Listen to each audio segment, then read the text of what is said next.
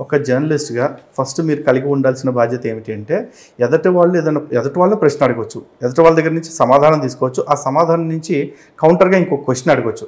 కానీ ఎదుటివాడు ఇచ్చిన స్టేట్మెంట్‌కి మీరు ఉద్దేశాలు ఆపాదించకూడదు. ఎందుకంటే ఇందాక ఒకసారి గాంధీ గురించి అన్నారు. గాంధీ ఈ విధంగా లేఖ రాశాడు అనగానే అంటే గాంధీ మీ దృష్టిలో హిందూ ద్రోహ అని అడుగుతున్నారు. గాంధీ నా దృష్టిలో ఏంటి ఈ టాపిక్ మీ దృష్టిలో గాంధీ ఏమిటి అంటే నేను ఖచ్చితంగా గాంధీ ఏంటనే చెప్పేవాడిని. అండ్ ఇప్పుడు కూడా మీరు ఏం చెప్తా ఉన్నారు, మీరు నాకు ఉద్దేశాలు ఆపాదిస్తా ఉన్నారు.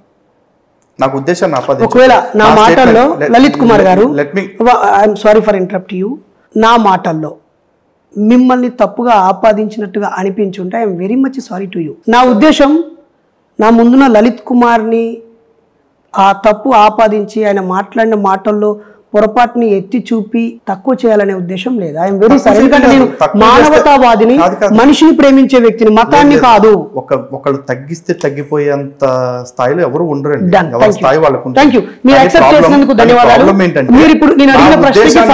ఉద్దేశాన్ని వక్రీకరించే ప్రయత్నం మీరు చేయకూడదు. ఎందుకంటే నేను చెప్పే సమాధానంలో అభ్యంతరకరమైన విషయం ఉంటే అలా కాదు కదా ఇది కదా అంటే దాన్ని ఓకే. కానీ ఓహో మీరు ఇలా అన్నారంటే మీ ఉద్దేశం అదయ్యి ఉండొచ్చా అంటే మా అమ్మ మాత్రమే మంచిది అనడంలోను, మా అమ్మ మంచిది అనడంలోను, మా అమ్మ మంచిదన్నంత మాత్రాన మిగతా వాళ్ళ అమ్మలు చెడ్డ వాళ్ళని అనుకోకర్లేదు. అలాగే ఈ దేశాన్ని ప్రేమించాలి అని అంటే ఈ మతాన్ని ఆచరించాలనడం కూడా అలాంటిదే.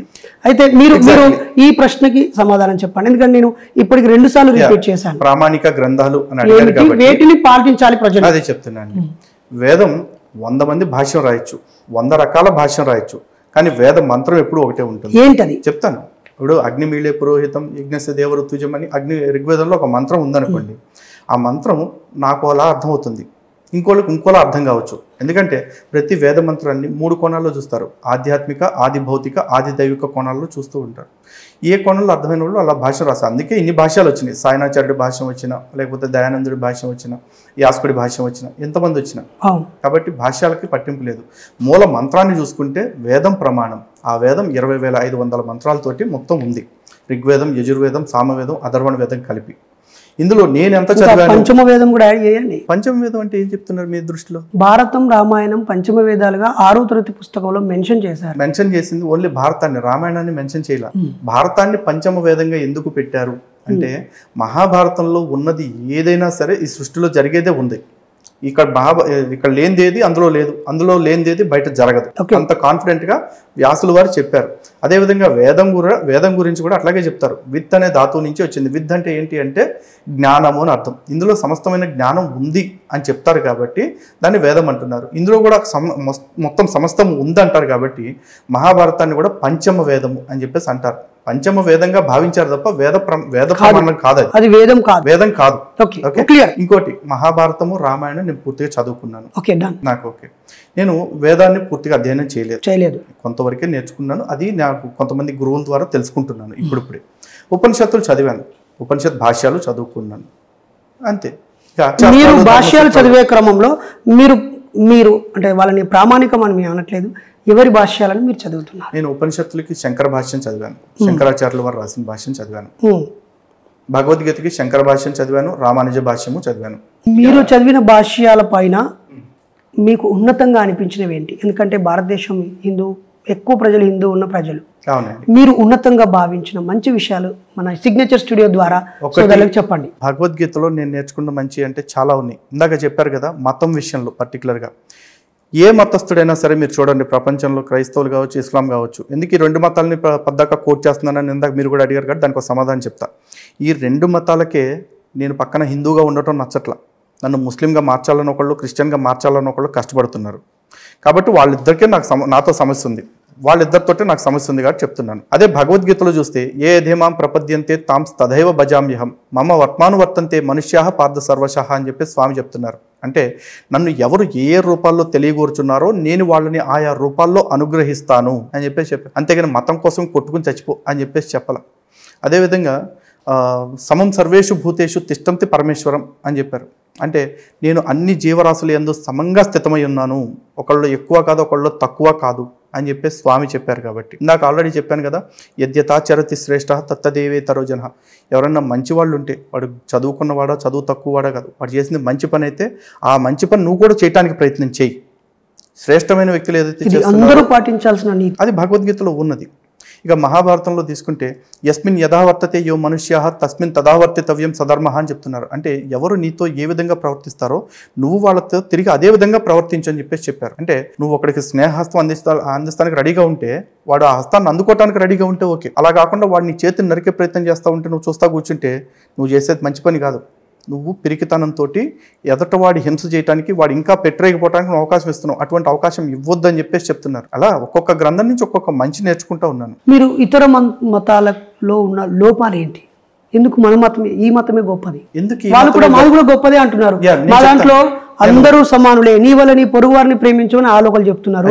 లేదా అన్ని మతాలు సమానమే, నా దగ్గర కులమే లేదని ఒకరు చెప్తున్నారు.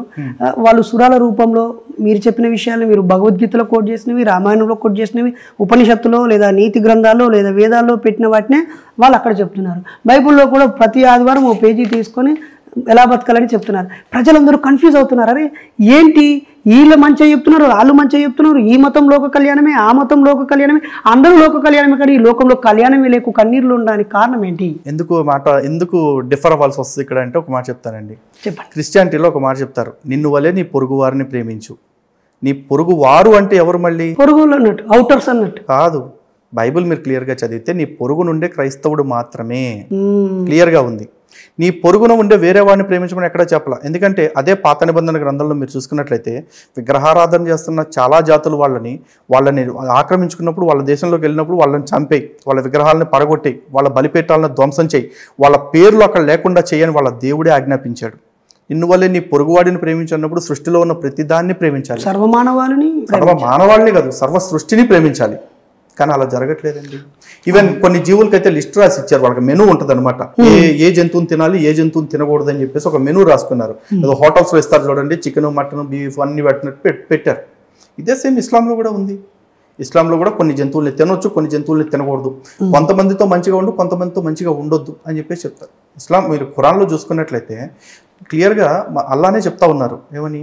మీరందరూ ఒకే తల్లి సంతానము, మీరందరూ ఒక జాతులుగా, భాషలుగా, తెగలుగా మీ అందరిని విభజించింది నేనే, మిమ్మల్ని పరిచయం చేసుకోవటం కోసం అని ఆయనే చెప్తాడు. కానీ మళ్ళీ ఆయనే ఏం చెప్తాడు? మీరు విగ్రహారాధన చేస్తున్న వాళ్ళని నిషిద్ధ మాసాలు గడిచిపోయిన వెంటనే చంపేయండి, నరికేయండి అని చెప్పేసి చెప్తారు. ఇది ఖురాన్లోనే ఉంది. మరి అటువంటి మతాలు హిందుత్వంతో కంపేర్ చేస్తానంటున్నారు. హిందుత్వంలో భగవద్గీతలో ఒక మాట చెప్తారు, అద్వేష్ట సర్వభూతానం మైత్ర కరుణయేవచ అని చెప్పేసి. అంటే నువ్వు నీ పక్కనున్న ఏ భూతాన్ని కూడా, అద్వేష్ట సర్వభూతానం, ఏ భూతాన్ని కూడా ద్వేషించవద్దు, వాళ్ళ పట్ల మైత్రి కరుణ భావనతో నడుచుకో అని చెప్పేసి చెప్పారు. ఇది మీరు కొంతమంది మనుషులు తప్పు చేసి, కొంతమంది మనుషులతోటి తప్పుడు బిహేవియర్ చేసి, కొంతమందిని తక్కువ అని, కొంతమందిని ఎక్కువ అని చూస్తున్నారంటే అది మనుషులు చేస్తున్న తప్పు, మతం చేయలే ఇక్కడ. కానీ అక్కడ డైరెక్ట్ మత గ్రంథాల్లోనే చెప్పారు, వీడిని చంపు, వీడిని నీ తమ్ముడు అనుకో, ఈ జంతువుని చంపు, ఈ జంతువుని తినమాకు అని చెప్పేసి. కానీ సనాతన ధర్మంలో అద్వేష్ట సర్వభూతానం మైత్ర కరుణయేవచ అని చెప్పారు. అంతేకాదు, విద్యా వినయ సంపన్నే బ్రాహ్మణే గవిహస్తిన సునిచైవ స్వపాకే పండితా సమదర్శన అని చెప్పారు. అంటే విద్యా వినయ గుణ సంపన్నుడైన బ్రాహ్మణుడైనా, ఏనుగైనా, కుక్క అయినా, కుక్క మాంసం తినేవాడైనా అందరినీ సమానంగా చూసేవాడే పండితుడు అని చెప్పేసి స్వామి చెప్పారు. ఇప్పుడు ఒకడు ఆ జాతోడు తక్కువ, ఈ జాతోడు ఎక్కువ అని ఎవడని చూస్తున్నాడు అంటే అది ఆ మనిషి చేస్తున్న తప్ప, దేవుడు చెప్తున్న తప్ప? ఖచ్చితంగా. మరి అంతే, మత గ్రంథాల్లో మంచి ఉంది, మతం పాటించే మనుషులు తప్పు చేస్తే దానికి ధర్మాన్ని నిందించడం తప్పు కదా. ఇందాక మీరు సృష్టి ధర్మం అన్నారు. సృష్టి అంటే ఏంటి? అకార్డింగ్ టు హైందవ ధర్మం లేదా ఆర్య ధర్మం లేదా వేదాల ప్రకారంగా అయినా సృష్టి ఎలా ఏర్పడింది? According to Lalit Kumar or according to Hindu హైందవ ధర్మ గ్రంథాలు? ఇక్కడ సృష్టి అనేది ఈ రోజు మొదలైంది అని చెప్పడానికి ఎక్కడా లేదండి సనాతన ధర్మంలో. నేను చెప్తాను, ఎప్పుడనే డేట్ అడగట్లేదు, టెంటేటివ్ గా ఎవరు చెప్పలేరు. అదే ఎలా మొదలైంది అనే దానికి కూడా ఎవరికి క్లారిటీ లేదు. కానీ ఈవెన్ నాసదీయ సూక్తంలో కూడా ఎండ్ టాపిక్ వచ్చేపటికి ఏం చెప్తారంటే ఇది ఒకనాడు మొదలైంది, అది ఎప్పుడు మొదలైందో మాకు తెలియదు అంటారు. ఎందుకు ఆ మాట అంటారు అంటే, భగవంతుడు ఒకవేళ 1,00,000 కోట్ల సంవత్సరాల ముందు సృష్టిని చేశాడు అనుకుందాం. 1,00,000 కోట్ల సంవత్సరాలకు ముందు దేవుడు ఏం చేసినట్టు? ఈగలు తోలుకుంటున్నాడు, లేకపోతే చెవులో గుబులు తీసుకుంటున్నాడు? మీరంటే అలా అనగలిగారు, కానీ మాలాంటి వాళ్ళంటే దేవుళ్ళని ఈగలు తోలుకోమని అవమానించారని చెప్పి నేనదే చెప్తున్నా. ఒకవేళ 1,00,000 కోట్ల సంవత్సరాలు కాదు, 1,000,000 కోట్ల సంవత్సరాల క్రితమే సృష్టి మొదలైంది అందాం. అంతకుముందు దేవుడు ఏం చేశాడు అనే క్వశ్చన్ వస్తుంది. సో భగవంతుడు ఉన్నాడు అంటే భగవంతుడు ఎప్పుడు ఏదో చేస్తూనే ఉంటాడు. ఈ సృష్టి భూమి మీద ఇక్కడ జరుగుతుంది. ఇదే భూమి కాకపోతే ఇంకో చోట ఇంకో భూమి ఇంకో బ్రహ్మాండం ఎక్కడ నడుస్తుంది అనేది మా గ్రంథాల ప్రకారం మాకున్న ఒక విశ్వాసం. ఇది సైన్స్ అంగీకరించాలి అని నేను కోరుకోను. ఎందుకంటే నాస్తికులతోటి నాకు ఎప్పుడు ప్రాబ్లం లేదు, సైన్స్ తోటి నాకు ఎప్పుడు ప్రాబ్లం లేదు. కానీ సైన్స్కి ఒక్కోసారి ధర్మంతో ప్రాబ్లం వస్తుంది, నాస్తికులకు ఒక్కోసారి మా ధర్మంతో ప్రాబ్లం వస్తుంది. అది వాళ్ళ ప్రాబ్లము, వాళ్ళ ఆలోచన తీరు.